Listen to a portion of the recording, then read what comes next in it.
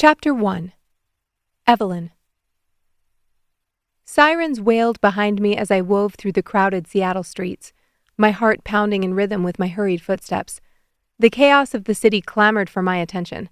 Honking cars, chattering pedestrians, the distant echo of construction work. But I barely registered any of it. My mind solely fixated on the intersection of Canberra and Pine Street. Dispatch had called in a code blue moments ago, and every second counted. I'd learned to navigate the pandemonium of emergencies, but the urgency never diminished. A life hung in the balance, and my duty was to ensure they had a fighting chance. I pushed past a group of tourists, their cameras flashing in my peripheral vision. A few disgruntled shouts floated after me, and I wanted to flip them the bird.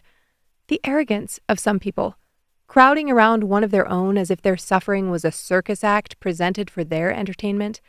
But thoughts like that made me angry, and I couldn't afford to let any strong emotion take hold. For more reasons than one. It wasn't safe to react emotionally in the field, and it wasn't safe for me personally.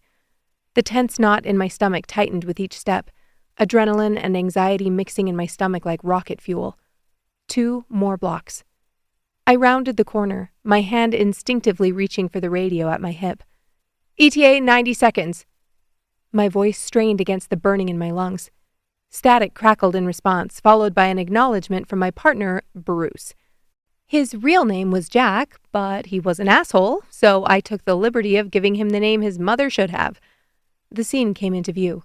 A small crowd gathered around a prone form on the sidewalk.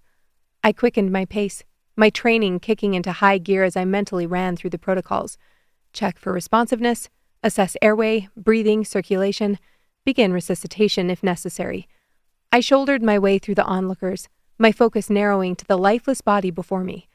The world faded away, replaced by the singular goal of saving the person at my feet.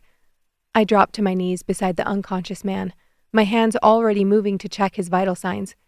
If the pockmarks on his cheeks and bleeding gums weren't enough of an indicator, his skin was pale and clammy, his breathing shallow and erratic. Overdose. "Sir, can you hear me?" My words were steady despite the hammering of my heart. No response. I turned to the nearest bystander, a middle-aged woman with fear etched on her face. "Did anyone see what happened?" She nodded, her eyes wide. "He just collapsed, I think. I think he was on something." I acknowledged her with a brief nod, my attention already back on my patient. His pulse was weak and thready beneath my fingertips, a stark contrast to the adrenaline surging through my veins.